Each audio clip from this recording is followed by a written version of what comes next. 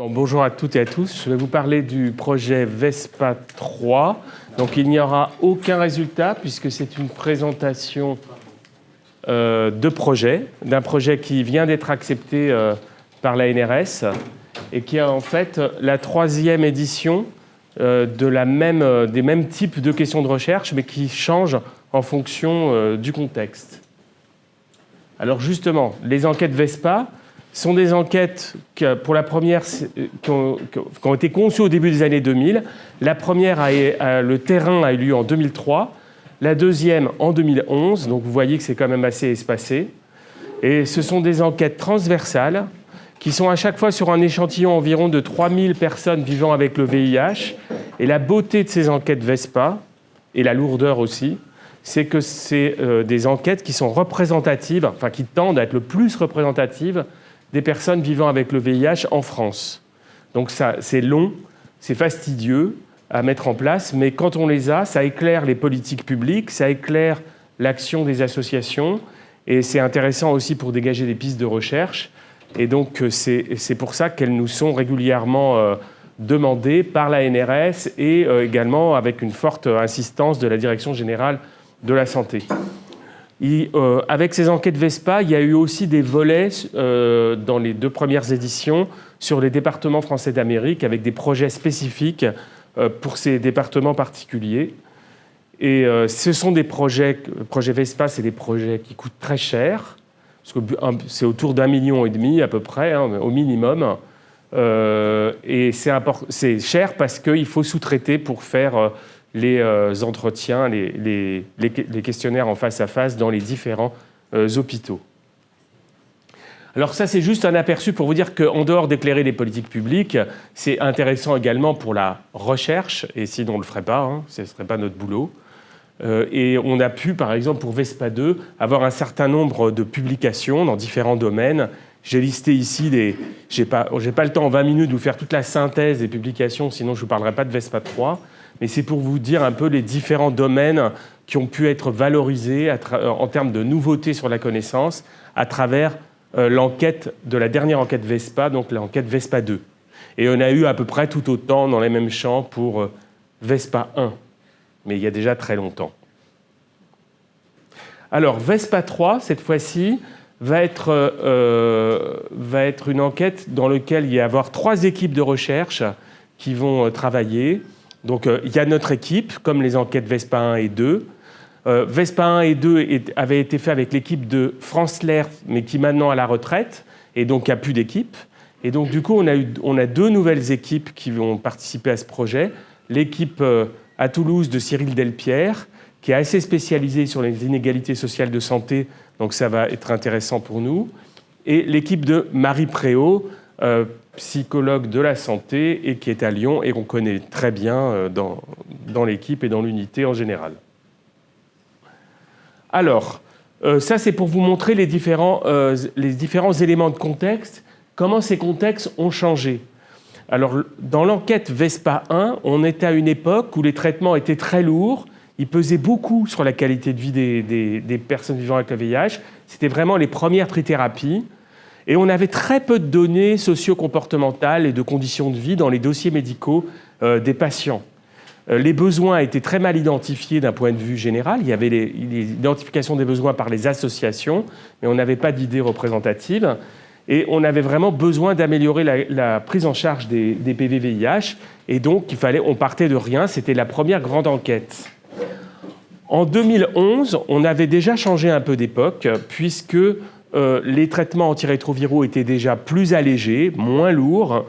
Il y avait le début aussi des discussions sur les effets préventifs du traitement. Il y avait tout le débat en 2011 et un manque de consensus sur le fait que les personnes vivant avec le VIH étaient à risque de transmettre ou n'étaient plus à risque de transmettre quand elles étaient traitées efficacement.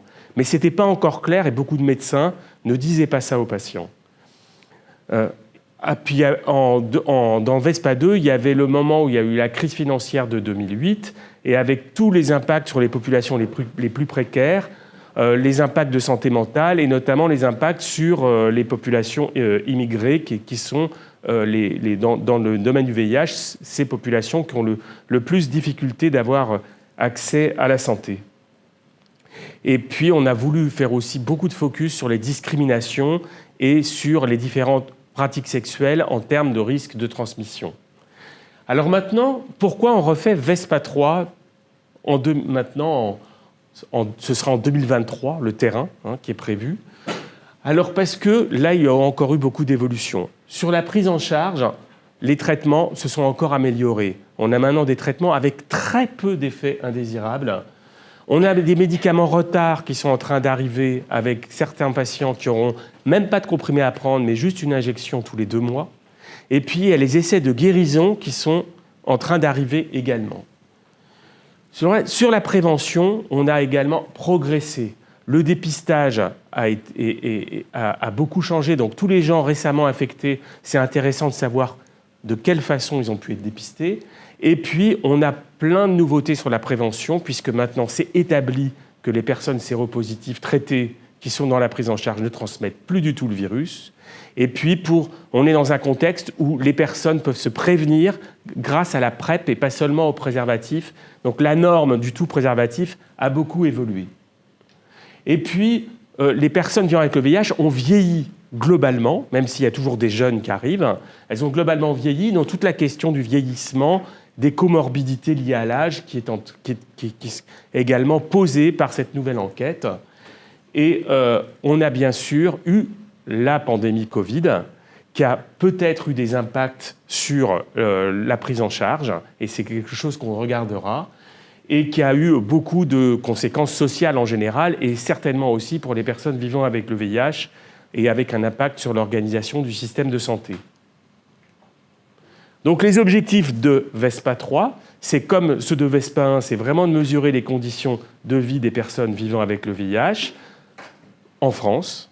C'est également de se comparer aux autres enquêtes, mais d'investiguer des thématiques émergentes, notamment les nouvelles pratiques de prévention, les nouvelles pratiques aussi d'usage de drogue et de sexualité, et tout ça pour voir comment ça a pu influencer les conditions de vie des personnes vivant avec le VIH.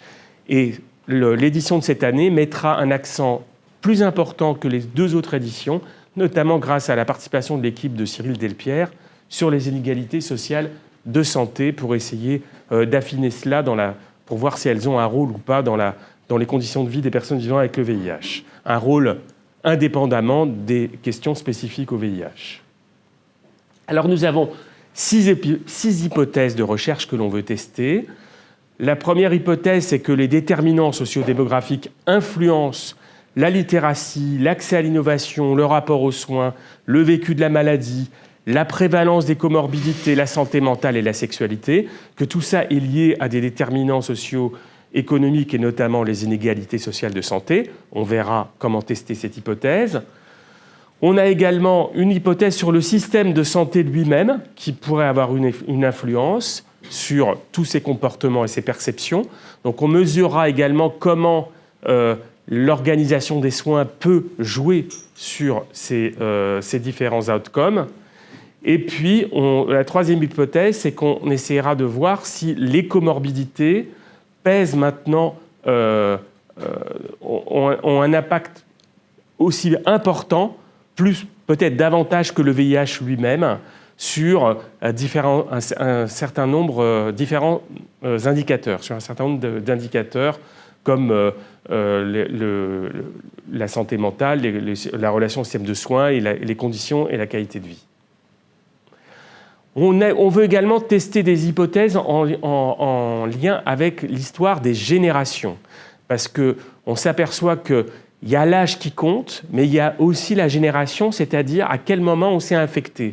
Et on veut essayer de démêler ça, parce que par exemple, être vieux avec des comorbidités en France maintenant, si on a été infecté dans les années 80, c'est peut-être pas la même chose que si on a été infecté récemment, au moment où les traitements sont hyper efficaces et où le regard peut être un peu changé.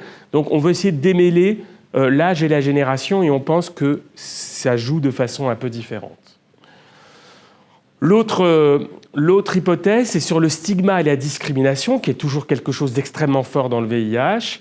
Et on fait l'hypothèse que les évolutions, notamment en termes de prévention, la PrEP, le TASP, ont pu peut-être diminuer ce poids des discriminations et du stigma.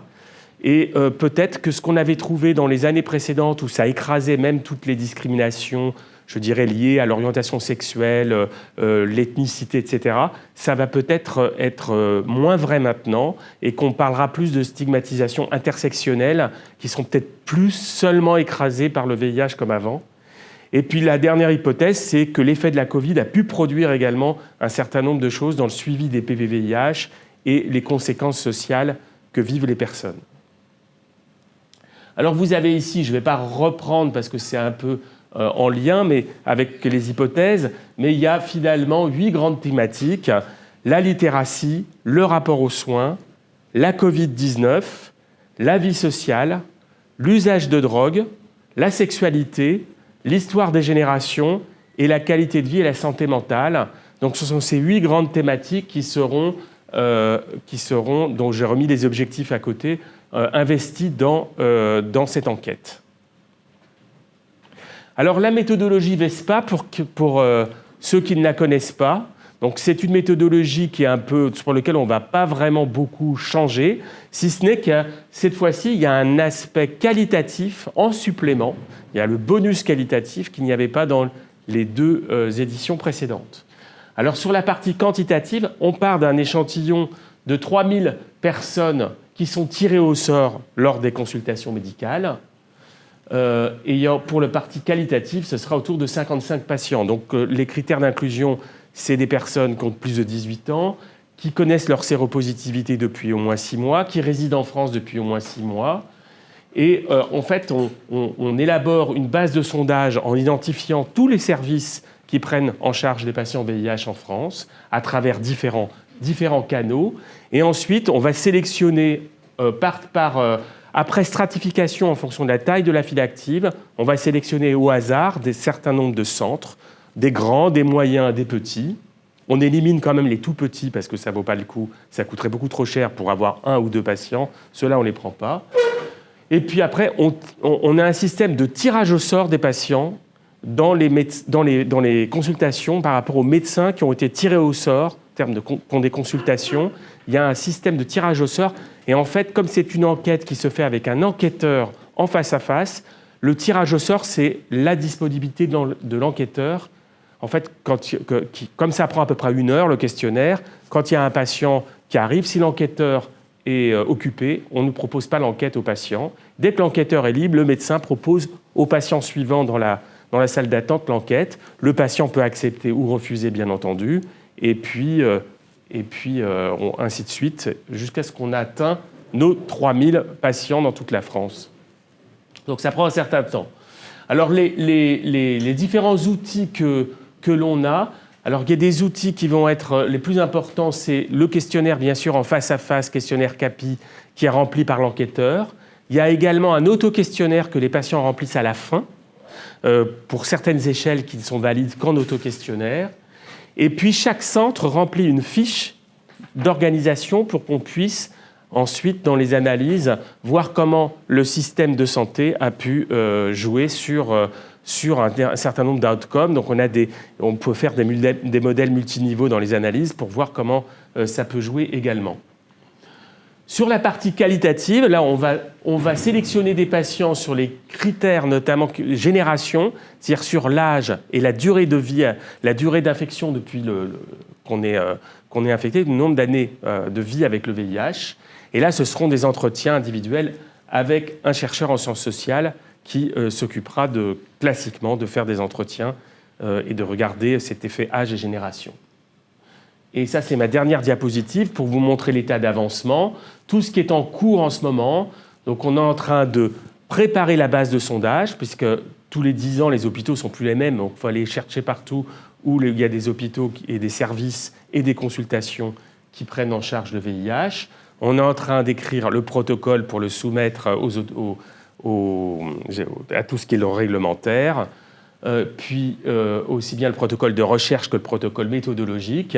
Il faut faire ensuite tous les classeurs investigateurs avec tous les outils d'enquête, notamment le questionnaire. Et ça, c'est beaucoup de travail, notamment. Il y a un séminaire prévu avec toutes les équipes à Toulouse le mois prochain. et puis un cahier des charges qui doit être fait également pour l'institut de sondage que l'on va recruter et qui coûte assez cher, parce que c'est quand même la plus gros poste de dépense de l'enquête, c'est l'institut de sondage qui va envoyer ses armées d'enquêteurs dans les services pour récolter les données quantitatives. Et j'espère avoir respecté le temps.